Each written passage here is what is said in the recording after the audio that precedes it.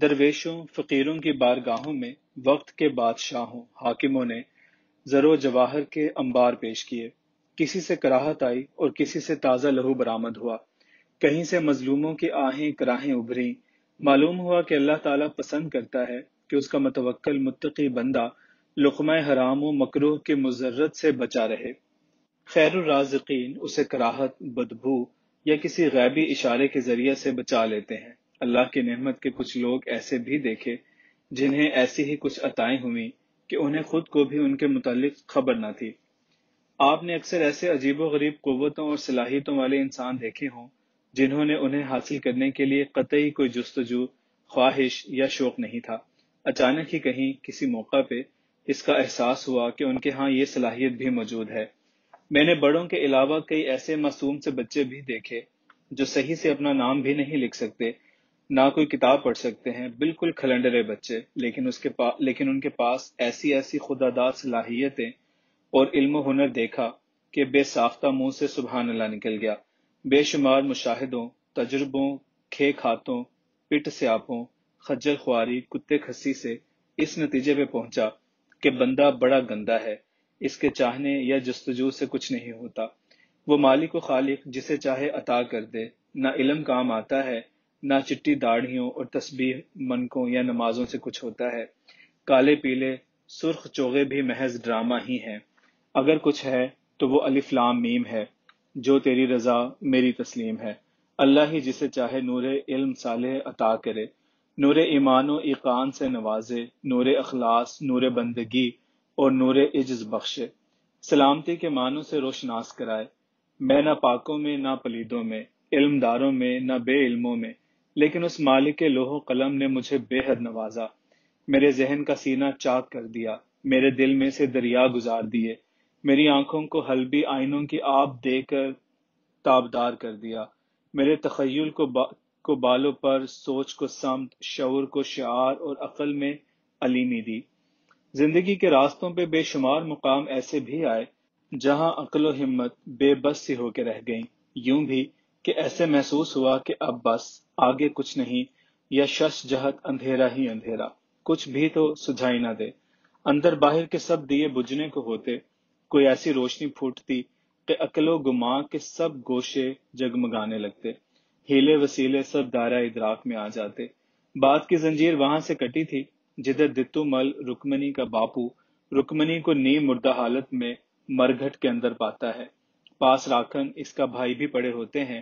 انتہائی غم و اندوہ کی حالت میں دتو مل مجھ سے شکوہ سنجھ ہوتا ہے کہ میں آج ان کی گوٹھ آیا اور آج یہ طوفان بھی انہیں برباد کرنے کے لیے امڈ آیا، جو ایسی تباہی لایا کہ پچھلے کئی لمبے عرصے سے اس کی نظیر نہیں ملتی تھی۔ فطری طور پہ ایسا ہی سمجھا جاتا ہے، کسی کے آنے سے خوشی کی خبر ملے تو اسے بھاگوان تصور کیا جاتا ہے، اور اگر کوئی ناپسندیدہ خبر ملے تو مہمان کو منحوس اور پتہ نہیں کیا کیا نام دھرا جاتا ہے۔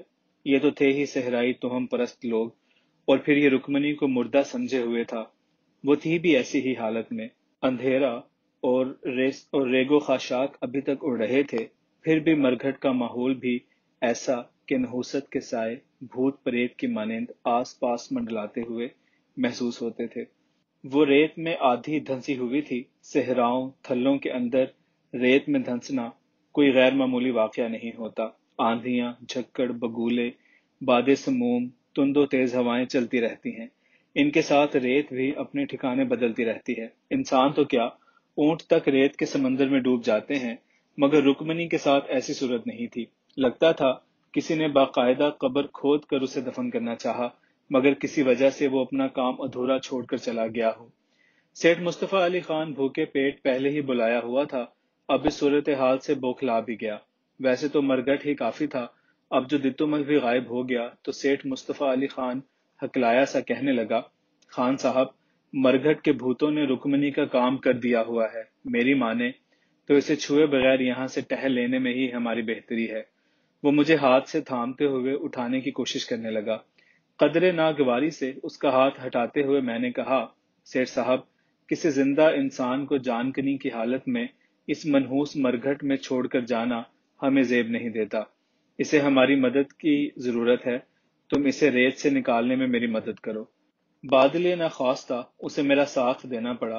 धान पान छिलतर सी कन्या किसी काली कच्ची गाजर की मानिंद हमने उसे रेत से बाहर किया।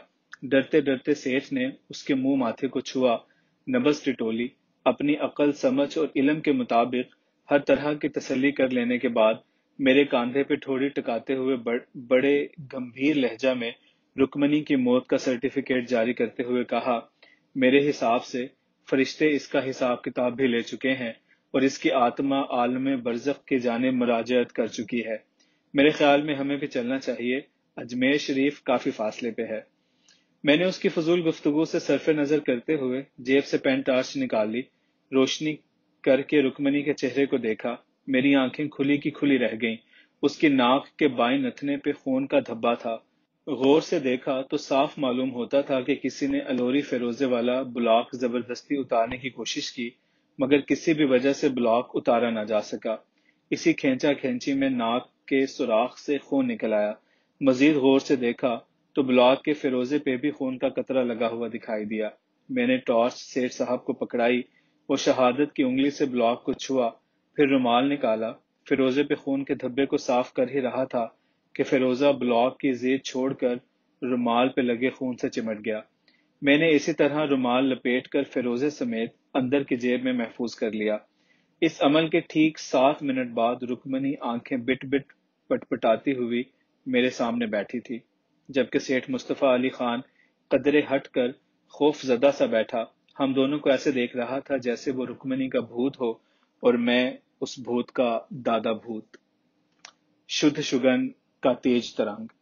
कारीन, लगभग 15-20 रोज बाद मैं और सेठ मुस्तफा अली खान मैसूर में ठीक उस दरियाई घाट के एक प्राइवेट कॉटेज में चंद रोज आराम की गर्ज से पड़े हुए थे, जिधर कमाल अमरोही मरहूम ने फिल्म पाकीज़ा के लिए हाथियों वाले मनाजिर फिल्माए थे। आराम के अलावा यहाँ पहुंचने का मकसद इस एलोरी फरोजे को ठंडा करना भी था। मैं अब शायद इस ठंडा करने वाले अमल की तफसील न लिख सकूं, क्योंकि इस माश के दाने से भी छोटे अबाबील के आंसू एलोरी फरोजे को ठंडा करने का अमल ऐसा गंभीर और जोखमों में मुब्तला कर देने वाला है कि आमिल अपनी जिंदगी से बेजार हो जाता है।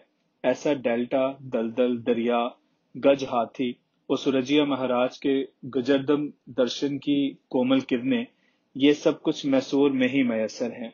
यहाँ डरते डरते सेठ मुस्तफा अली खान ने मुझसे सवाल किया था, मरी हुई रुक्मनी दोबारा जिंदा कैसे हो गई?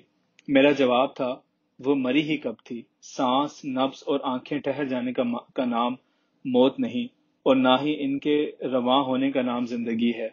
रुक्मनी के महज पहले 5 हिजाब उठा दिए गए थे। हमें पहुंचने में देर हो जाती तो दूसरे हिजाब भी उठ जाते। ये मरघट, मौत, खून का धब्बा, फिरोजे वाला ब्लॉक वगैरह सब कुछ क्या है? सेठ ने खुश्क हलक तर करते हुए पूछा। सेठ साहब, ये अदक बातें आपकी समझ में नहीं आएंगी। 2-4 बातें खोलने की जुर्रत करता हूं, अगर आप हजम कर सकें। रुक्मनी कस्तूरा बिल्ली का स्वरूप थी। इसका जन्म लगन उस खास समय का सगमन था जब सूरजिया महाराज का नाथन पड़ता है, यानी वो बुर्जे आकाश से बुर्जे गगन पे बुराजता है। ऐसे अनपन समय के सगमन से अगर कोई मनुष्य जन्म लेता है, वो राक्षस का रूप होता है। नारी हो तो नाशनी का वरदूद होती है, यानी बर्बाद कर देने वाली औरत। नागमन नारी, आगन नारी, बिस कन्हैया, बरबकी अबरकी नारियों की तरह ये भी कोई आम लड़की नहीं होती। इसने जो अलोरी फरोजा यानी अबाबील का आंसू पहना हुआ था, ये कच्चा और तिल वाला था। ऐसा दाना हर किसी के लिए साध नहीं होता, बल्कि बर्बाद करके रख देता है। ये फिरोजा पहले पहल कर्नाटक की बाई चंपावती की नथली में था। उसने कहां से हासिल किया ये मालूम नहीं। डाकुओं की एक यलगार में उसने कमाल फुर्ती से उतार कर अपने पखाउजी दित्तुमल रुक्मनी के पिता को देते हुए कहा, इसे ख्वाजा गरीब नवाज रहमतुल्लाह अलैह की बड़ी देग में डाल देना। जिसके नसीब में होगा उसके यहाँ पहुंच जाएगा। दित्तुमल इसे लेकर अजमेर शरीफ आ गया, लेकिन उसके एक अजीज ने मशवरा दिया कि इस पत्थर को इंसानी खुराक में शामिल नहीं करना चाहिए। इसे फरोख्त करके उस रकम से अनाज खरीद कर देग में डाल दो। जौहरी को दिखाया तो उसने खासा कीमती बताते हुए एक माकूल कीमत पेश की। दित्तुमल ने उसकी अहमियत के पेश नजर बेचना मुनासिब न समझा। इतनी रकम का अनाज खरीद कर देग में डाल اور فیروزے والا بلاک اپنی پتنی رکمنی کی میاں کو بھیٹ کر دیا۔ وہ بد نصیب اسے پہنتے ہی مختلف مشکلات میں مبتلا ہو گئی۔ بالآخر وہ ایک دن اپنے اونٹ کی گرفت میں آ کر پرلوک سدھار گئی۔ تب یہ کچا ابابیل کا آنسو اس کی ناک سے اتر کر رکمنی کی ناک میں پہنچ گیا۔ چمپاوتی اور دتومل کی پتنی عام سی عورتیں تھیں، اس فیروزے کی ہلکی سی سختی بھی برداشت نہ کر پائیں اور جان سے گئیں، مگر یہ رکمنی تو ایک عام منش نہ تھی، اس کے تو چاروں کھونٹ ٹھکے ہوئے تھے، اندر باہر سے کالی، دھرم کرن کی انبھوگ تھی، پرنتو دھیان گیان میں ودان تھی۔ ہر سمے وہ اپنے سائیں پرچھاویں کو سنبھالتی رہتی، کبھی اس اوٹ تو کبھی اس اوٹ۔ کئی راکشس اور دیوگن اس کی رکشا کرتے تھے، جیسے کسی حکیم عطار کے ہاں کستوری بڑی مخصوص جگہ اور کڑی نظر میں رکھی جاتی ہے، اسی طرح وہ بھی ایک شکل و صورت، خواص و خاصیت، ظاہر و باطن اور عرضی و افلاکی سحر بیزی میں ایک خاصہ کی چیز تھی، جسے صبح کہے یہ میری ہے، شام سمجھے وہ دونوں ایک ہیں، رات جانے کہ میری جان ہے۔ رام کی رادھا، سیتا کی سیتا ہرن، شیام کی شاملی، وہ آکاش کا لگن کنڈل، راجپوتانے کی راج کنیا۔ دیہ دھارن ایک پکھاوجی کے ہاں ہوا، جیسے کسی چمار کے کنویں سے پنے کی جڑ نکل آئے۔ راگوں کے جھرمٹ میں راگنی رام کلی، رتنوں میں رتن کندل۔ کہنے کا کارن یہ کہ وہ ایک پراسرار ناقابل فہم کنیا تھی، میری نظر میں آ گئی، اور اس کے ناک کے بلاک میں جڑا ہوا الوری فیروزہ بھی، جس کی تلاش میں نکلا ہوا تھا۔ مجھے کسی نہ کسی طرح یہ معلوم ہو چکا تھا کہ یہ فیروزہ اس کے لیے بھاری ہے، اس کی جان بھی لے سکتا ہے، جیسا کہ پہلے دو جانیں اس کی نحوست کی بھینٹ چڑھ چکی تھیں۔ بن کے چیتے اور گھر کے سدائے ہوئے باغ میں بڑا فرق ہوتا ہے۔ جنگلی پیاز کی سڑن تلخی ہر کسی کی برداشت کی بات نہیں ہوتی، خاص طور پہ بالک تو کسی طور اس کی تڑکت برداشت نہیں کر پاتے۔ زمین و آسمان کی کئی بلائیں، نساچر بھوت پریت اس کے در پہ تھے، جبکہ یہ خواجہ پیا کے حصار میں تھی، ان کی لگن میں لگی ہوئی، ان کی چوکھٹ پہ ان کے گاون گاتی ہوئی۔ یہ ان کے پریم راہ پہ بہت آگے نکل چکی تھی، بس یہی لگن اسے بچا گئی۔ اس دن جب وہاں تباہ کن اندھیری چلی، اس سے پہلے سورجیا کی راہ میں ایک سنگٹ آئی۔ صحرا میں بھٹکتے ہوئے نساچروں کو موقع مل گیا، انہوں نے اس موقع سے فائدہ اٹھاتے ہوئے ریت کے بگولوں سے دھما چوکڑی بپا کر دی۔ وہ اسے دفن کر دینا چاہتے تھے، کسی طرح ان تینوں چاروں کو اڑا لے کر مرگھٹ میں دھکیل آئے اور ریت کے انبار میں دفن کر دیا۔ کسی نہ کسی طرح دتومل نے کوشش کر کے ان کو بچانے کی کوشش کی۔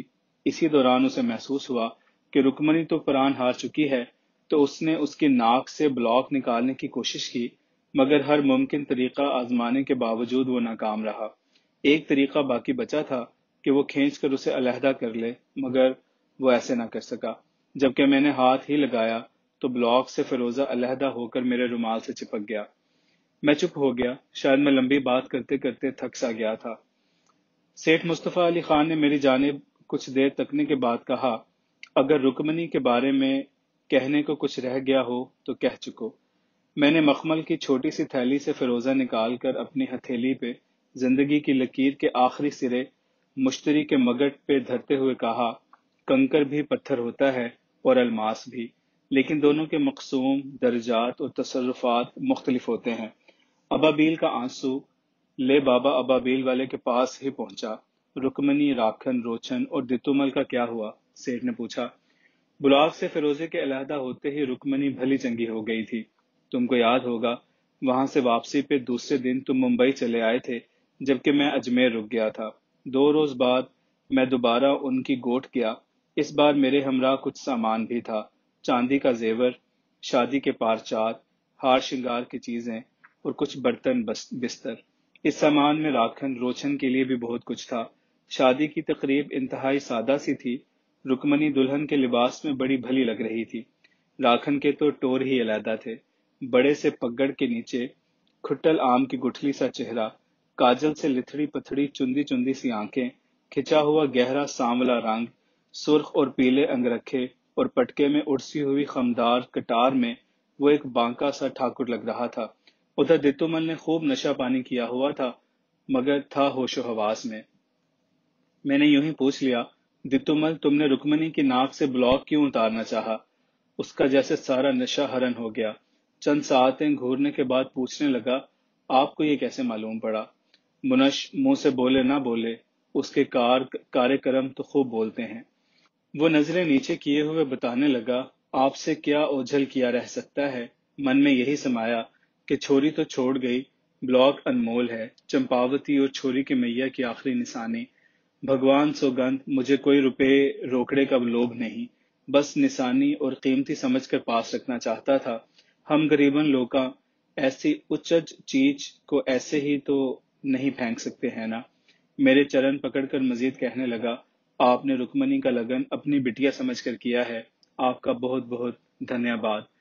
میں نے اپنے پاؤں سے چھڑاتے ہوئے جواب دیا، دتومل، میں نے اپنے کنے سے کچھ بھی نہیں کیا، یہ تو وہی روپے تھے جو خواجہ کی چوکھٹ سے رکمنی کو ملے تھے، اور ہاں، یہ تمہاری ایک امانت ہے جس کے لیے تم سے ایک انیائے بھی سرزد ہوا۔ الوری فیروزے کی ڈبیا اس کی جانب بڑھاتے ہوئے مزید کہا، میری بات تم شاید ٹھیک سے سمجھ نہ پاؤ، یہ ابابیل کا آنسو فیروزہ ہے جو اپنے مزاج کے خلاف کہ کسی فرد کے پاس قیام نہیں کرتا، بالکل یوں ہی جیسے کستورا سانپ۔ یہ کسی عام انسان تو کیا، کسی عام سپیرے کے پاس بھی ٹھکانہ نہیں کرتا، اور نہ ہی کسی کھو کھپریل یا بل باڑ میں رہتا ہے۔ یہ یا تو چندن جھاڑ سے لپٹا رہتا ہے یا پھر چھوٹی الائچی کی ٹہنیوں پہ پینگ جھولتا رہتا ہے۔ الوری فیروزہ اور زرد حسنی عقیق بھی ہر عین الف میم کے پاس نہیں رہ سکتے۔ کسی طور اگر کوئی انہیں قابو کر لے تو پھر یہ زبردستی اس سے علیحدہ ہو جاتے ہیں، مگر اس علیحدگی میں نقصان قابو کرنے والے کا ہوتا ہے۔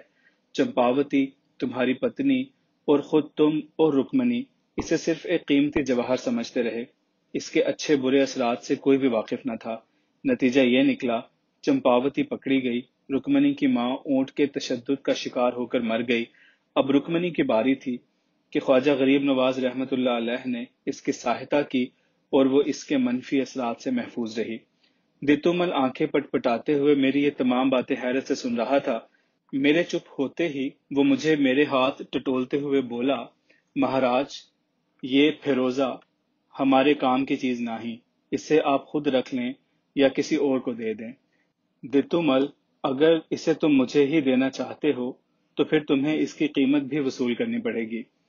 آپ اسے ہماری طرف سے بھیٹ سمجھیں، آپ نے ہمیں بہت کچھ دیا، کیا یہ کم ہے کہ چھوری رکمنی کو نیا جیون ملا، اس کا بیاہ ہو گیا، اس کا انت سفل ہو گیا۔